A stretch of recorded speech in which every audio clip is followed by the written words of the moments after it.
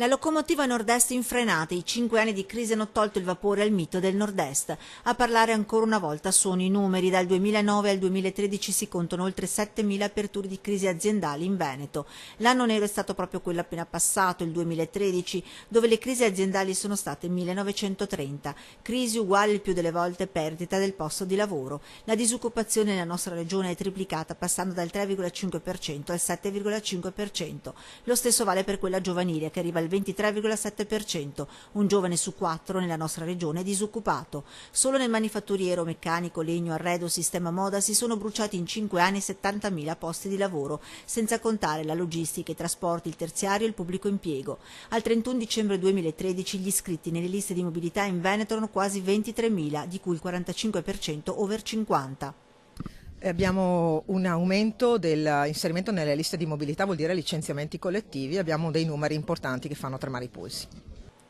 Numeri negativi quelli veneti, ma migliori rispetto a quelli nazionali. I dati appena diffusi dall'Istat parlano chiaro. A gennaio la disoccupazione nazionale ha toccato il record di 12,9%. In Italia si contano 3,3 milioni di persone senza lavoro, così male solo nel primo trimestre del 1977. La disoccupazione giovanile, età tra i 15 e i 24 anni, è salita a gennaio al 42,4%. Di fronte ad una situazione che appare catastrofica, il Veneto ha scelto di passare al contrattacco, aprendo il cantiere della reindustrializzazione. Invece che intervenire sempre in contingenza quando ormai un'azienda è morta e che quindi si può intervenire solo con gli ammortizzatori sociali, quindi con soldi che vanno a sostenere certamente le famiglie ma che non sono un investimento per il futuro, noi dovremmo cercare di lavorare prima.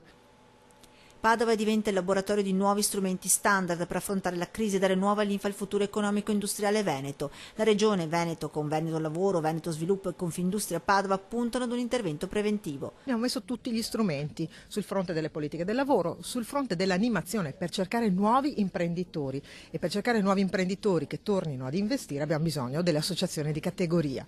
Non si parla solo di finanziamenti, anche se le aziende soffrono di credit crunch, ma di qualcosa che va oltre, si cercano nuovi imprenditori. Le risposte in termini finanziari ci sono, le attingeremo dalla finanziaria regionale, le attingeremo dai fondi strutturali, parte la nuova programmazione europea, fondi strutturali e fondo sociale europeo insieme. Vuol dire investimenti in azienda, vuol dire investimenti in capitale umano. Il Veneto che produce può risalire la china, ma serve anche un cambiamento del sistema paese. Il sistema paese deve cominciare a fare qualcosa, mi pare che i presupposti presentati dal Presidente del Consiglio trovano totalmente la nostra condivisione e consenso.